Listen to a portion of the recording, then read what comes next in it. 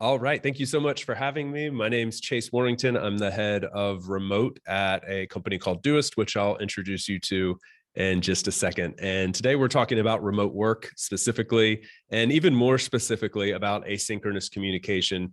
And the reason that I chose this as a topic is because I think asynchronous communication is the fundamental building block of the most highly performing remote teams. And I would bet that many of us here today are working in a remote environment of some sort of another, probably more remote than you were before the pandemic. So the point today is to really touch on why is asynchronous communication so important? How is it powering super highly performing teams? And what does that look like on the inside when you're actually doing asynchronous communication at a very high level? My hope is that you can take one or two things away from this conversation and implement them on your teams or advocate for more asynchronous communication at the company that you're working on, if there's any distributed element whatsoever. So let me dive in really quick. The real question, I think, before we get into the what and the how is why. Why is this important? This image is taken from the GitLab remote manifesto, which if you're unfamiliar with GitLab, which I'm pretty sure everybody here is not, they are a fully remote team. They have thousands of employees spread over more than 60 countries. And they really wrote the book on remote work at scale. And if you look at all of these elements here, they all touch on why remote work is really important. And it's not possible to do most of these elements. That is not possible to do really high performing remote work without embracing asynchronous communication. Look at number one, hiring and working from all over the world instead of from a central location. This is a massive superpower of remote teams. It's one of the great advantages that remote teams have over their counterparts who are focused on the in-office environment. And it's impossible to work completely distributed all around the world without asking people to work at odd hours of the night if you're not working asynchronously. So as you go through this list, you'll see most of them can somehow be traced back to async. And if you want to work highly functionally in a remote environment, then async is probably at the core of how you're going to do that. So a quick intro to Doist. In case you're not familiar with us, we're a team of about 100 people in 35 different countries, and we're the creators of two products. Most well known are Todoist and Twist. Todoist is a task management app, and Twist is a team communication app for remote teams, in particular focused on asynchronous communication, actually. So we are hyper focused on remote work. We're a remote team completely. We've been remote first for almost 15 years. I'm from the US, currently talking to you from Spain, and our team is spread over every single time zone there is on Earth. So we live and breathe remote work, but we also create products for remote teams. And that is sort of baked into our DNA as an international remote first organization.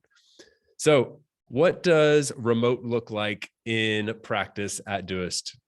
There's a couple kind of rules that we live by, and I'm going to share those with you to give you a little peek inside what remote at scale can look like and what it takes to do asynchronous communication at a high level. We are hyper async. So not only are we distributed across the world, that means we'd really never see each other in person. We also rarely see each other on video calls. We take the approach that meetings can be toxic. I think it used to be that meetings are toxic. We've migrated to can be. This is an unofficial rule, but we don't lean on meetings hardly at ever.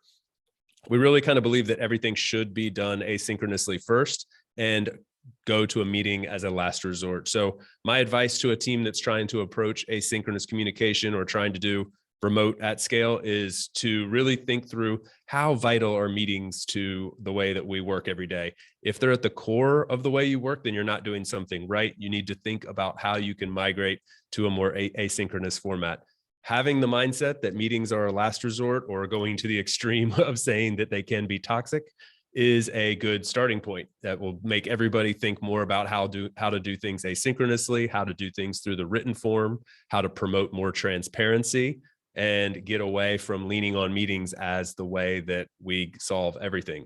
This also has some offshooting pros to it, which for instance, people don't feel like they need to be attached to their chat tools or to their laptops at all times if they don't think they're going to be called into a meeting at any given moment. This allows people to disconnect and focus on deep work, which is where the real work can happen. This boosts productivity, helps the company function at a higher level, and all around allows people to disconnect from their tools, therefore letting them recharge the batteries and show up to work in a better place. So there's a lot of things that come off of this. And the main point is if you want to get away from focusing too much on meetings, then take this stance that meetings are a last resort, and we're going to lean on asynchronous communication first and meetings or synchronous communication last. So if you're not responding immediately in a synchronous environment, then how quickly are you supposed to respond? At Doist, we subscribe to the 24-hour rule. So when I post something in Twist, which is our team communication tool, I'm not expecting a response until within 24 hours. Often I might get something immediately or within a couple hours or even a few minutes, but the idea is that I'm not going to expect a response within 24 hours.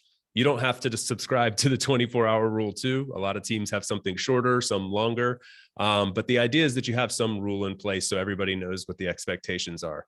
Again, this helps promote this idea that I'm not going to expect immediate response. So therefore, I'm going to probably, before asking somebody for something, go out and find it on my own.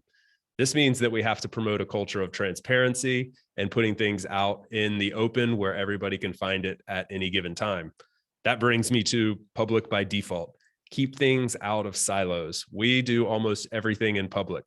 All of our channels within Twist, 99% of them are public. When we have something going on in direct message, DM, one-on-one, often if it has any pertinency to anybody else on the team, we'll move that to public. Even if it doesn't have anything to do with them in that moment, maybe in the future it will. We build in public. And so that means that we're super transparent. We're highly focused on autonomy. We don't want people to have to go and find things and ask for people to be present in order to be able to access documents.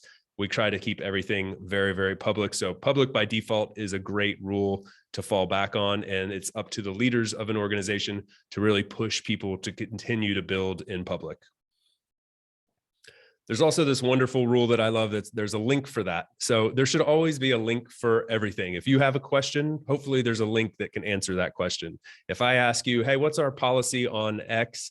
Hopefully someone can respond with, we discussed that here, or there's a link for that in our handbook. It should be documented somewhere is the point. And if it's not, then the idea is that you would then create the conversation or the documentation that would create that link for that. So the idea is that everything is always in a public place. It's always very transparent. And there's a link that you can share with someone to get them to that information, keeping things from being trapped in silos. That's the key. And it would be impossible for me to talk about how to communicate asynchronously without thinking about notifications and the fact that we all get pinged from so many different angles over and over and over again. If you're going to be a highly asynchronous team, you're going to focus on using the written word a lot. And whether you're using Slack or Teams or email or whatever you're using to connect with each other, notifying with intention can be a superpower for any team that wants to perform highly on a remote team. So think about this. If I'm going to connect with my colleagues, do I need to ping the entire team or can I ping one person? Can I ping 2 people instead of 5 people? Can I just talk with that one person back and forth? As long as it's kept in a publicly transparent place, then it doesn't matter. I don't have to ping everybody on a team or notify the entire company. So if we think through this, if everybody's thinking through this 2 or 3 or 4 times a day, cutting down on dozens of notifications, preventing people from being pulled out of their deep work zone and pulled back into their chat tools, this creates a culture where everybody's really mindful of their teammates' energy, their focus, and you're notifying with intention at all times. This can replicate throughout the team. The ripple effects are super powerful. So highly encourage people to think about who you're notifying and when. And then what you won't see at Doist is almost as important as what you will see. So I like to say, we don't ever mention anything along the lines of, hey, will you hop into a call real quick? Hey, do you have 5 minutes? I need to see you in this Zoom room really quick. Hey, I need this ASAP. You don't see those things in an asynchronous environment. Nothing is immediate. And that might sound like it's slowing you down, but in fact, it's speeding you up because it's giving people the opportunity to work on the things that really matter. So everything is not urgent.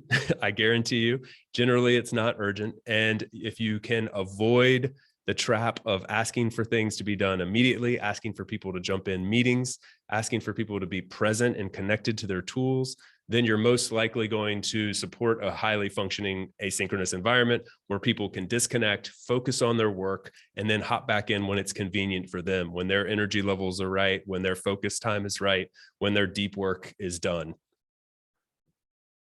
So in conclusion, to harness the power of a fully remote setup, async has to be at the cornerstone of the communication stack. I think if you're trying to operate in a very synchronous environment with a bit of async sprinkled in, you're doing yourself a disservice. If you're going to do that, then building in public by default is super important, as are avoiding synchronous meetings and making them sort of the last resort, and focusing on things like over documentation and under notifying. And then intentionally strive for a location agnostic experience for all. This is super important.